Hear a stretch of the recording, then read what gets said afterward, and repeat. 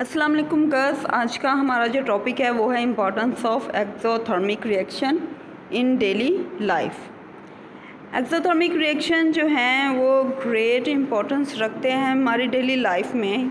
कैसे? Exothermic reaction वो reaction होते हैं जो हीट रिलीज़ करते हैं और जब भी ये केमिकल रिएक्शन होता है, हम प्रीवियसली पढ़ चुके हैं कि ये ऐसे केमिकल रिएक्शन होते हैं जब भी ये प्रोडक्ट बनाते हैं तो हीट रिलीज़ करते हैं। ये एक्सटेंसिवली यूज्ड होते हैं हमारी नीड को पूरा करने के लिए, जहाँ पर हमें नीड चाहिए होती है किसकी? हीट की। That is the need of heat, then exothermic reaction play very important role.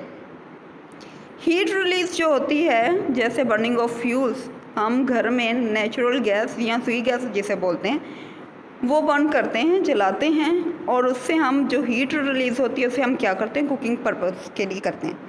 अपना फूड जो है वो कुक फॉर्म में लाते हैं और अपने कमरों को गर्म करने के लिए, जैसे सर्दियों में हम हीटर वगैरह जलाते हैं तो उससे क्या होता है? हीट रिलीज़ होती है जिससे कमरा गर्म हो जाता है।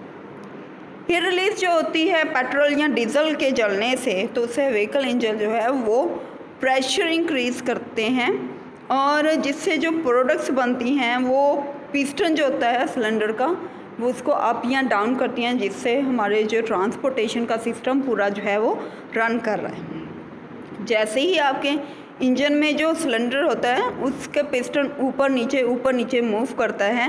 वो क्यों करता है? क्योंकि उसमें जो है क्या प्रोड्यूस होते हैं, जब भी पेट्रोल या डीजल जलता है तो उससे गैसेस प्रोड्यूस होती हैं जो कि क्या करती हैं? पिस्टन की मूवमेंट में हेल्प देती हैं। और इंजन जो है, हमने देखा होगा सिलेंडर जो है वो क्या होता है? गर्म होता है जब वो कोई भी व्हीकल जो है वो चली हो। उसके बाद इसका मतलब क्या है? एक्सोथर्मिक रिएक्शन या हीट प्रोडक्शन हो रही है जो वो ट्रांसपोर्टेशन सिस्टम में भी बहुत अहम किरदार अदा कर रहे हैं।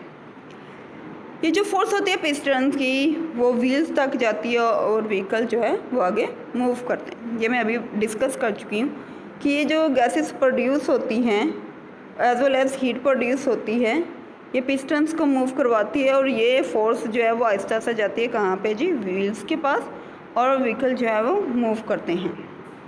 उसके बाद आपके पास जो हीट प्रोड्यूस होती है by burning of fuel thermal power station में। थर्मल पावर स्टेशन ऐसे स्टेशन है जहाँ पर बिजली पैदा की जा रही है, ठीक है। बिजली पैदा करने वाले कारखाने जो होते हैं उनको थर्मल पावर स्टेशन बोला जाता है। वो इलेक्ट्रिसिटी प्रोड्यूस करवा रहे हैं जो हम घरों में वाइस के थ्रू जो है इस्तेमाल करते हैं। इसके अलावा जब हम फूड लेते हैं और हम फूड खा रहे हैं, खाना खा रहे हैं, आप ले रहे हो, उसके बाद आपको अक्सर ऐसे होता है कि आपको स्वेटिंग होना शुरू हो जाती है, स्वेटिंग स्टार्ट हो जाती है, पसीना आना शुरू हो जाता है। तो डाइजेशन ऑफ फूड जो है उसमें भी क्या प्रोड्यूस होती है?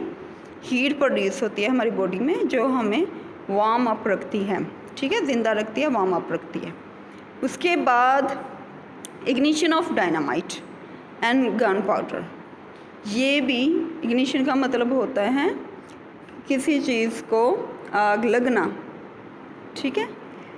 ये जो बॉम्ब वगैरह होते हैं या ये जो केमिकल होते हैं वेपन्स के तौर पे इस्तेमाल किए जाते हैं, वो भी हाईली एक्सोथर्मिक रिएक्शन जो है वो होते हैं।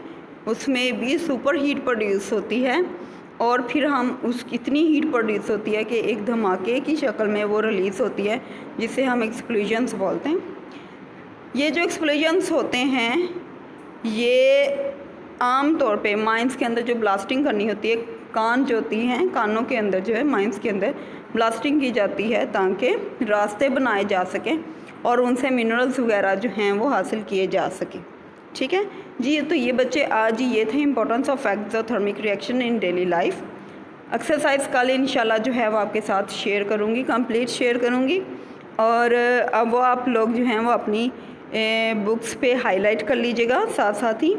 और आज हमारा जो चैप्टर नंबर 5 है वो कंप्लीट हो चुका हुआ है।